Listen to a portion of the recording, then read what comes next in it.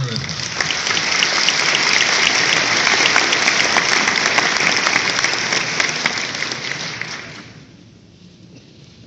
Minister, you've been coming to Colombia the last years frequently, and you've been following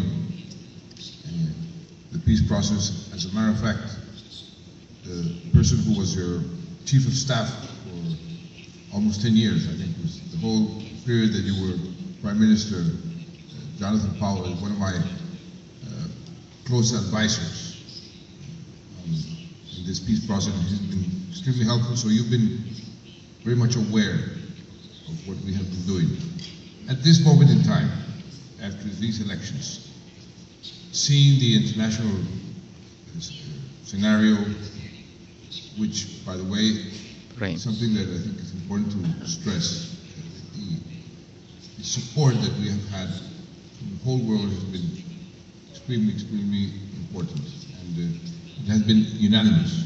This is something which is unique.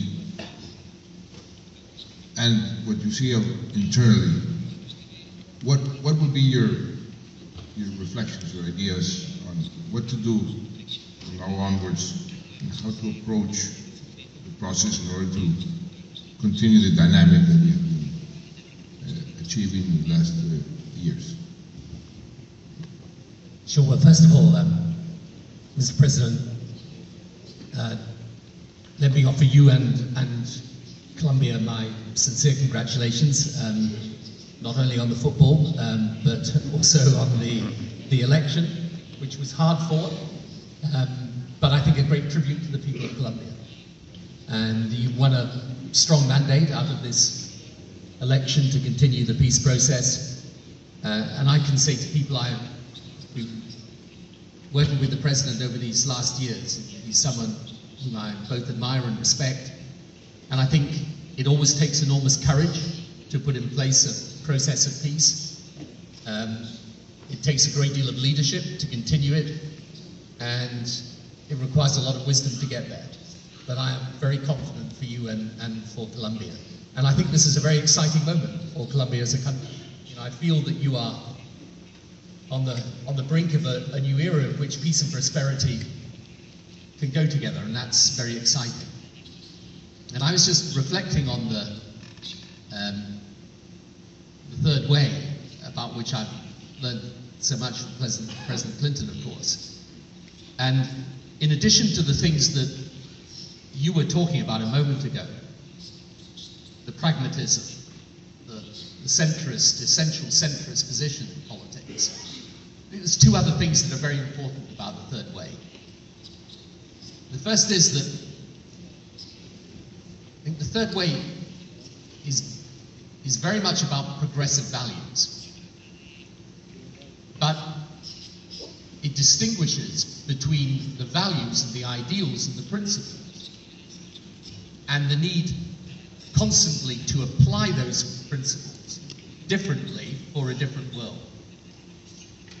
And that leads to the second point, which is that one of the essential features of the third way is that it's politically and governmentally innovative. It tries to be creative.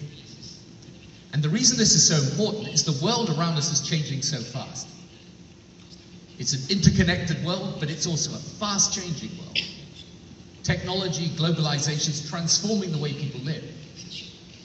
So the biggest danger in politics is that you confuse the principles with the practice. The practice changes constantly as the world changes, the principles stay the same. And that really, for me, is what the third way is about. When we come to the process of peace, I do think there is a third way in the process of peace as well. You know, one of the strong things about the right in politics can be that they have a very hard-headed approach. And sometimes one of the weaknesses of the left can be that they want the world so much to be different that they don't understand the realities. On the other hand, one of the weaknesses of the right is they can't imagine how different things can be because the reality seems so tough. And one of the great strengths of progressive politics is that it can say, look, this is the way the world is, but actually we can imagine and we're prepared to do something about making it different. And so I think the third way in a peace process is a peace process that is motivated by the heart, but governed by the head. What does that mean? It means, in this case, as you have been doing, is to be very tough on issues of security, is to be determined that a peace process that is genuine means a genuine giving up of violence and a genuine embracing of peace. But at the same time, to be prepared to engage in the hard and difficult compromises and negotiation that get you there. And my advice at the moment would be exactly the same as President Clinton's a few moments ago. And he and I work very closely together over Northern Ireland, and it gives me an opportunity which I don't always have to pay tribute to him and the work he did in it. I used to be able to phone President Clinton at any time of the day and night to discuss Northern Ireland. And it didn't matter, it would be 3 in the morning in United States time. And he would always say, yep, no, I'm up, I'm ready to help. There's an extraordinary thing, and the other thing about it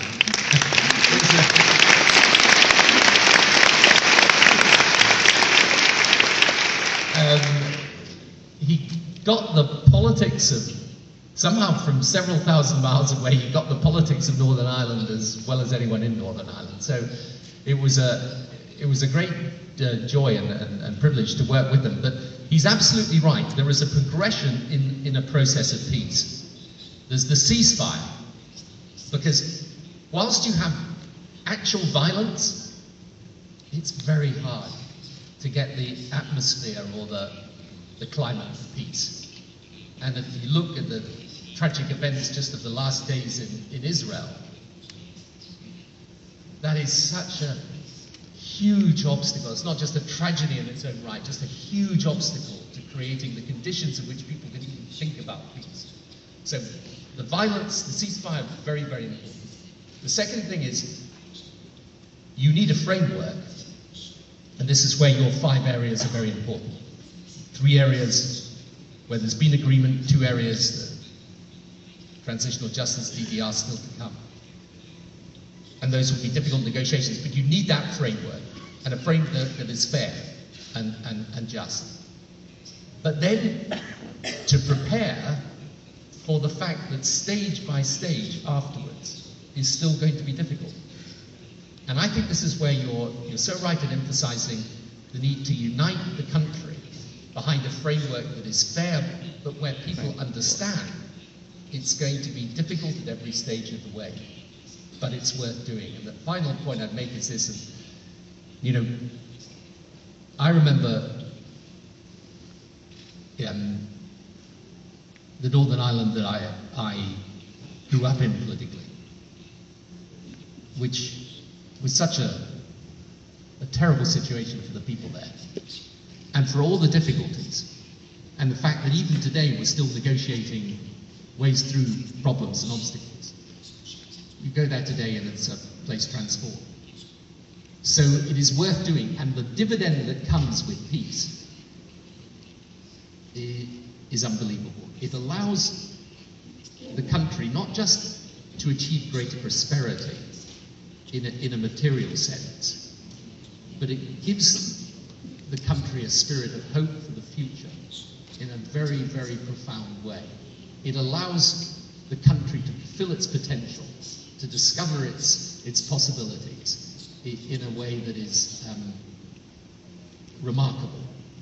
And that's why this process is important and so very much worth pursuing.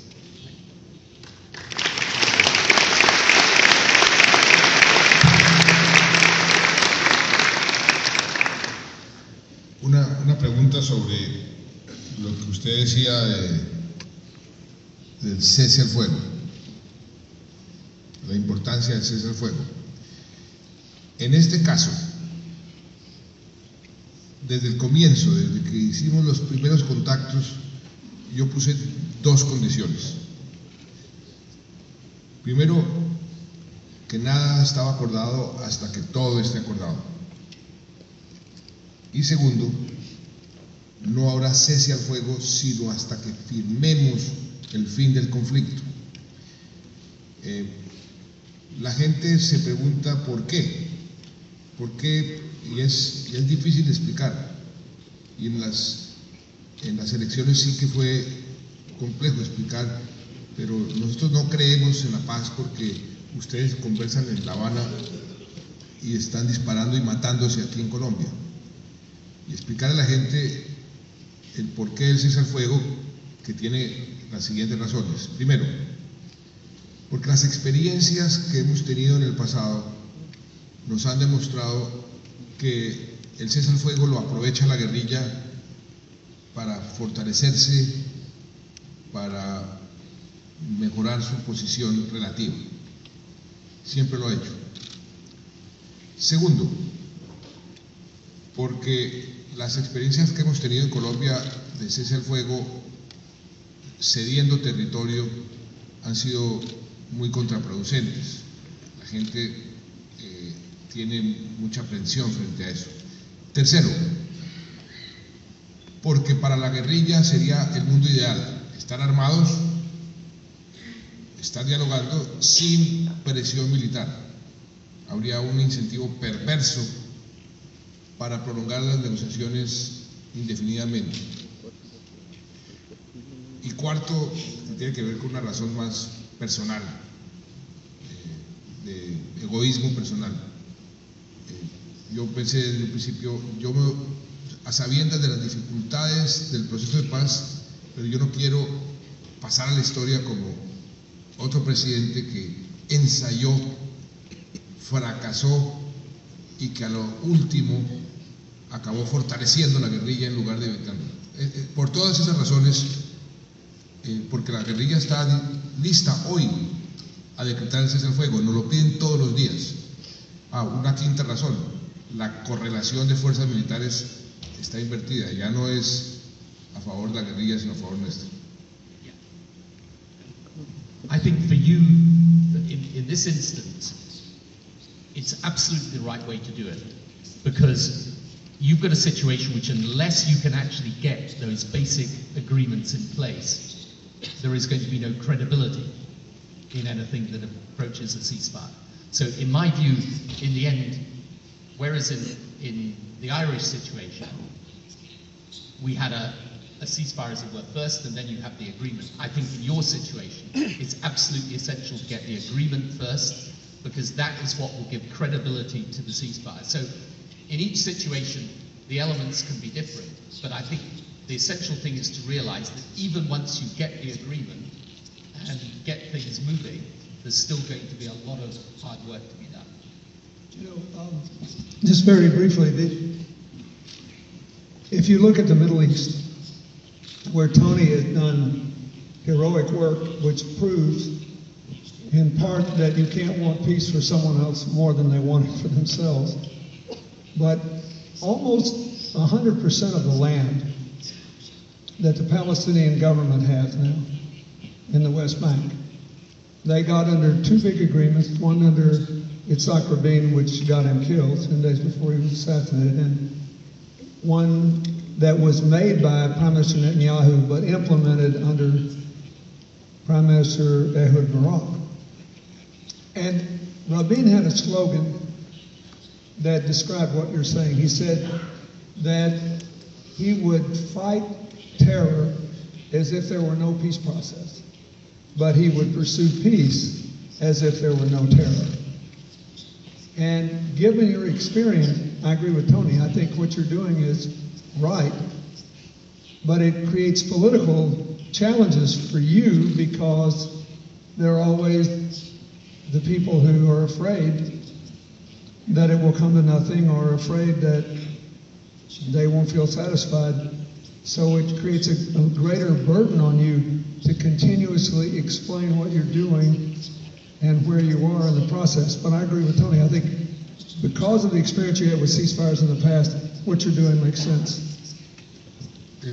Presidente Clinton, si en este momento me preguntan cuál va a ser el mayor desafío dentro del proceso, yo tendría que responder, encontrar ese equilibrio entre justicia y paz. Justicia tiene que haber, porque no va a haber impunidad. Pero ¿cuánto de esa justicia se sacrifica para que la paz sea posible? Que es en el fondo lo que muchas naciones que han tenido conflictos han tenido que dirimir. Las sociedades dirimen y escogen. Este es el punto intermedio. Nosotros estamos en una posición sui generis. Somos el primer país que bajo el Tratado de Roma está negociando un conflicto armado. O sea, estamos en cierta forma sentando precedente. Eso ha dificultado la situación porque las posiciones las posiciones fundamentalistas de los dos lados comienzan a jalar hacia sus posiciones. Entonces tenemos ciertas organizaciones diciendo, ustedes no pueden sacrificar la justicia, esta gente tiene que ir a la cárcel durante tanto tiempo y ustedes no pueden, el derecho de las víctimas, y otras dicen, ustedes no pueden pretender que vaya paz si tienen que irse a una cárcel a Estados Unidos extraditados, porque ¿quién va a entregar las armas para eso? Ese es el gran reto que tenemos ahora. La comunidad internacional tiene que entender esta situación, como creo que la está comenzando a entender, inclusive el propio Consejo de Seguridad de Naciones Unidas tendría en cierto sentido la última palabra. Ustedes dos, ¿qué le aconsejarían a Colombia en esta circunstancia? ¿Qué hacer frente a la comunidad internacional? Y por supuesto mi problema aquí interno también tiene que ver mucho con eso. Well, the short answer is that this is the hardest thing. This is because you have people all over the country who lost loved ones and to the FARC or some other group, or they were caught in the crossfire of the militias, whatever they say.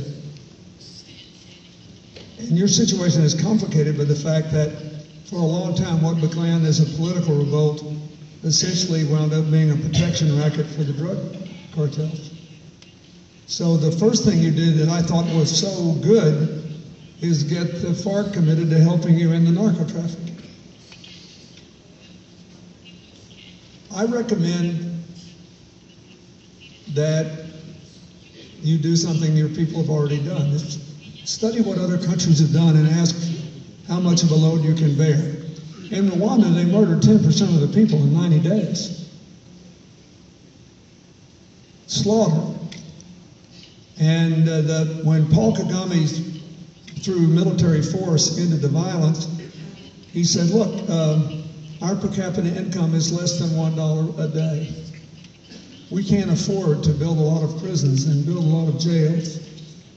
And there is an international criminal court on Rwanda, so we will define the threshold of who did things that are so bad and kill so many people they have to go before that court. Everybody else can hum home to a community court and receive community service. I met a young soldier who had come back from the Congo to a village in Rwanda and was doing 3 years of work in the community after he confessed what he had done. Mandela had an unusual amount of political credibility. He'd spent 27 years in prison.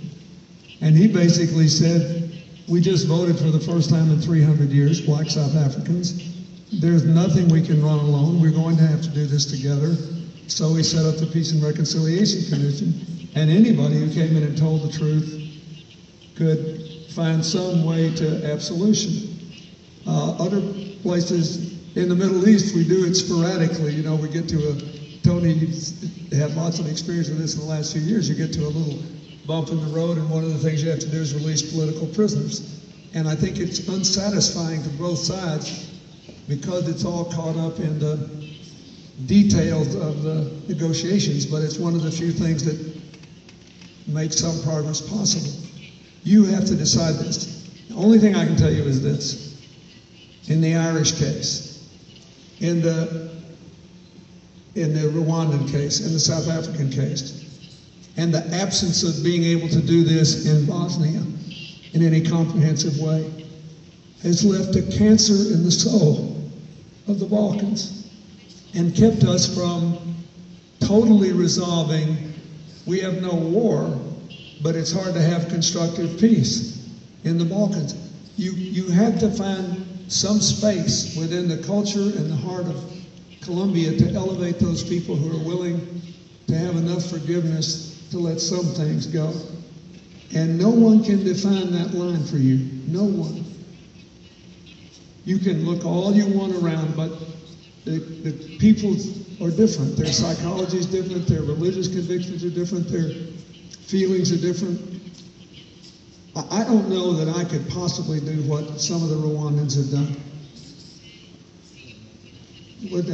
I'm talking about people who have had 6 of their children murdered and adopt children with the other ethnic group and go on. But it's a good place to start because they have been richly rewarded. They're one of the fastest growing economies in Africa, one of the fastest growing economies in the world because they let it go. Mandela was a terrific president of South Africa. He's revered as sort of a saintly figure in the world. We cannot lose the fact that he was a good president because he practiced inclusion and he put the people who put him in jail for 27 years in his government. So you have to find whatever space you can for this. But no outsider can tell you, you're going to have to fashion this one. You can learn as much as you can from what other people did and ask your own people, will this fly here or not? Or how can we do it? All I can tell you is that the more you can have a reconciliation process, the more it will lift a burden off your future. The freer your people will be. I've seen it all over the world, where it happens and where it doesn't.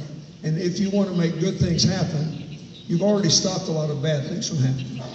If it all goes to hell, you're still good enough, strong enough, and the framework and the legacy of Plan Colombia is great enough that you can still make progress. But if you want your vision, the one you just so eloquently outlined here, to take hold, you're going to have to find some space for giving up, and only you can define it.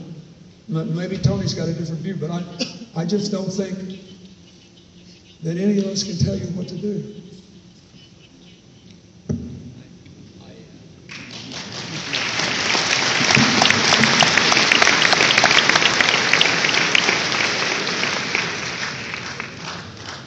I agree with that. But I would say this is one of the most difficult things that you will have to do for sure. The hardest meetings I ever had virtually the hardest meetings I ever had in politics were when I used to meet the victims of the terrorism in Northern Ireland. And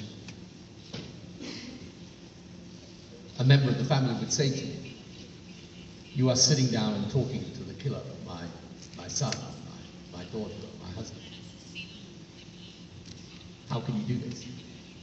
And there is nothing that can ever take away people's sense of grief and loss and their resentment, almost, that the fact this process is happening, that will be there. And you know, in the case of Colombia, I remember with your predecessor, when we gave help in the fight against FARC, and we were pleased to do so, and there will be many, many people, even in this room, who know how terrible this terrorism has been and how wicked its effects. And one of the reasons why these last two issues, the transitional justice and the decommissioning, demobilization, reintegration, are so important is because they touch on this very, very sensitive question.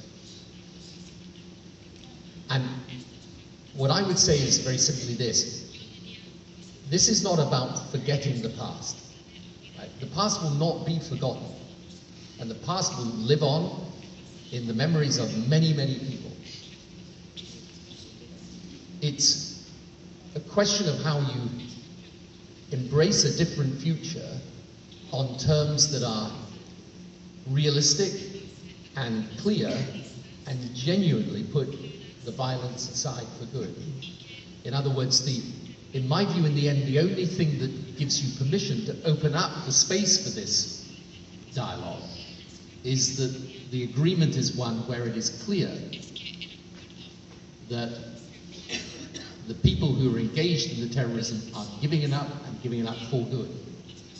And we had a situation in Northern Ireland where at times the people we were dealing with wanted to half give it up. And we had to say, no, there's no half giving it up. You give it up completely. And it's that then gives you permission to have that conversation.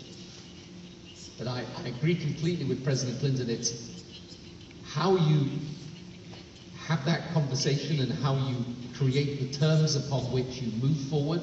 That's something that only is special in every case. And that's where your leadership and your sensitivity will be so crucial. But it's the toughest thing, the toughest part of the whole thing for sure, because it touches on people's genuine feelings and genuine emotions in a profound way. But, and here's the thing, without doing this, you won't succeed. So it's hard, at points even it's ugly, but it is absolutely necessary for pieces to succeed.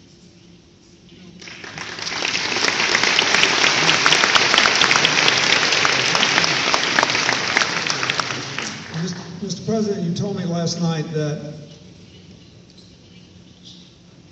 you had been really moved by all the people you had met just in the course of your presidency and your campaign who had lost people to violence, who still supported the peace process. I think those people should be lifted up and they should have a chance to tell their fellow citizens why they feel the way they do. In 2000, when I came here, and we saw the early progress on Plan Columbia, I was introduced to a woman, a police officer's widow. Her husband had been killed, and she was given, as apparently every family member was, they had a police officer killed, a beautiful medal. It was in a green and white, I remember there's a green and white sash, one with this medal. This woman gave me her medal. And I said to her, are you sure you want to give this to me? This must be so precious. She said, yes. She said, I do not need a medal to remind me of the man my husband was. I want you to go back this and put it in the White House so other people can see what we're doing and support us. So I think about this woman all the time.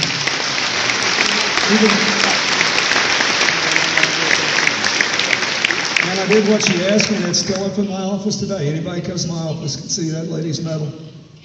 But I was asking myself after you talked to me last night, wonder how this woman feels about what's going on. And I think you'll also find, in addition to that Tony did a lot of this, and I give him credit because it's hard. It's hard for people to look at people and say, you're going to let my husband's killer serve in the parliament or whatever. We just had another incident in Northern Ireland where, after over 20 years, it looks like they've uncovered their allegations against people in the Irish political establishment involving the murder of a woman who had 10 children. I mean, you know, it won't go away in a hurry. But I think lifting your own citizens who want you to do this is the best way to do it. This is something The only way people can be proud of this, because if we were talking, there are always good reasons to say no. That's what makes it hard. There are always good reasons to say no. And you should say yes anyway, because it will liberate you all. But you have to be liberated first by the people who paid the highest price. They have to lead the movement toward liberation and take everybody else along with them. So that's my only advice is, you know who those people are, give them to their country. What a gift it would be just to hear them all talking about why they believe you're doing the right thing.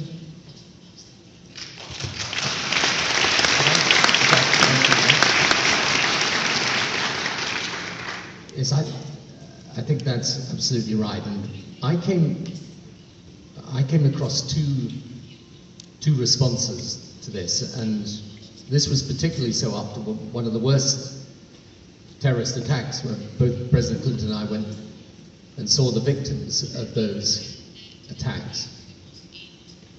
And there were two responses. One response was from people who just found it too hard to contemplate peace with the people who killed their loved ones. And they would say to me, how can you talk to me about peace when this is what these people have done to my family? But I remember